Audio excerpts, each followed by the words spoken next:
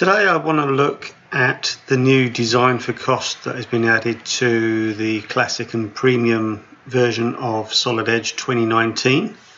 So the concept here is that a sheet metal component is going to have certain costs associated with it, and these are related to the number of bends, the number of cuts, and so on.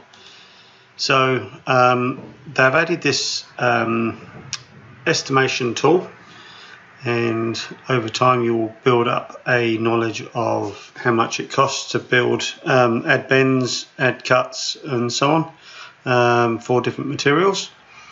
So if you're not seeing the design for cost tool, if you click on any of these tools here, you'll see the drop down, and you can make sure that it is selected from within here. So I'm just going to pin this out so that we can see what we're looking at, and as you are able to see, the values for each of these components has already been calculated. So it already knows that there are 4 bends, there is 800 mil of cuts, and what the mass is. So you'll need to make sure that you have a material associated with the part, so we can right mouse click on material and select one of the standard ones, or just go to material table and add that in. So as you work through this, you can add values in here, and that will give you a cost estimate for manufacture of the part. Now if you want to sort of expand this out and pull that information through into the drawing file, you'll need to go into the Tools tab and Variable Table, and in here I have reordered by name. You may find them right near the bottom, but for each of these values in here there is a variable related to it. Now you'll find that if you enter the value directly into the manufacturing estimate table, it stays and does the calculation here, but it doesn't update the values in here. You can actually export it as a CSV file and use that. So you could export it and place that onto your drawing view, but then it doesn't stay attached, linked. So rather than entering the value here, so as you can see, I can just click on a field and type that in. You'll see that it works out the total cost. You'll also see that the bend for the cost bend still has a value of 0.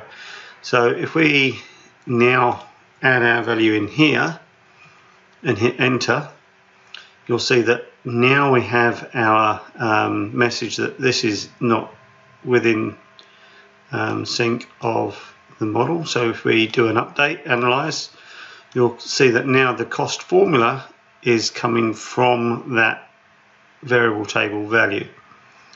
So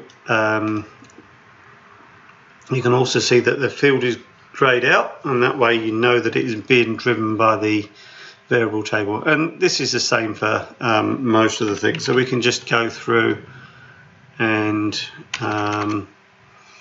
add those values in to that variable table, and cost other can be related to anything else, something like an insert maybe. So cost of an insert, $6. Cost of a stamp. Stamp's probably a little bit harder because you need to create a die for it, so we could make that 15. And a cost for the mass, 2.2. So we've added all those values in. We can close that variable table now, and we can reassign these values in here. So you can see that it's given me a nice little graph to show that the overall cost is built up of these various components. So you can see biggest cost is in the cuts, as we have it at the moment. Now you can see that I added a value for stamp, but that's got a total of 0, so you'll see that there isn't anything in relation to that. So if I just go and say create a dimple, rectangle by center,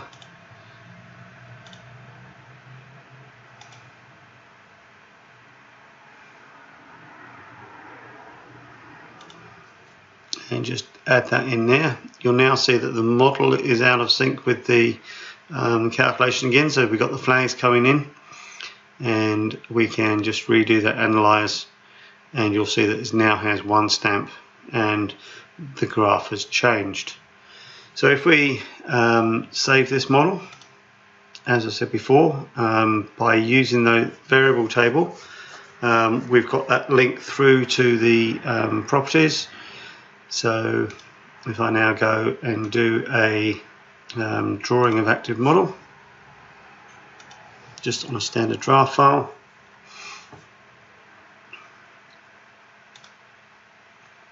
just change to a standard ISO view and just drop that down on here.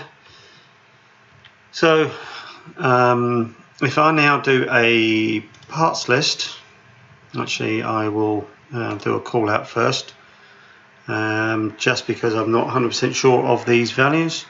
So if I go to property text and index reference, you'll see all those estimated cost values are coming through in here. So if I say, let's take the cuts, so there's one for cuts, overall cost, bends, other, and I will just take that and copy that value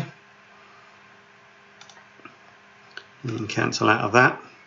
So now when I go into my parts list and pick on the view, if I go into properties, I'm not interested in any of these values, I'm going to delete all these, and where I want to start is I will start with the file name, document number, and then I'm going to add in some user defined fields. So this one here is going to be the cost for bends, and I shall paste that value in here.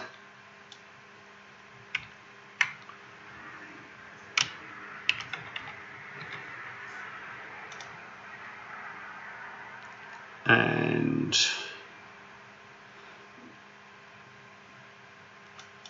add in another one,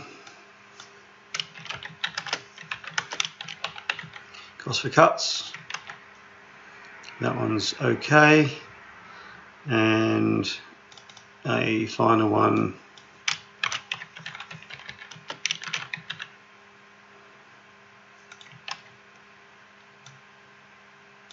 I can't remember whether it was costs or costs. So we go OK, and then when I place that, I got the value in there wrong. So if I just go back to my call out just to double check what that value was, so index reference and estimated cost, copy that and go back to our table up here and go to properties. So overall cost needs to be, yeah, just a single S, no S on the end, and you can see that the values are all coming through for that part now. So that's how we use the new estimated costs in Solid Edge 2019.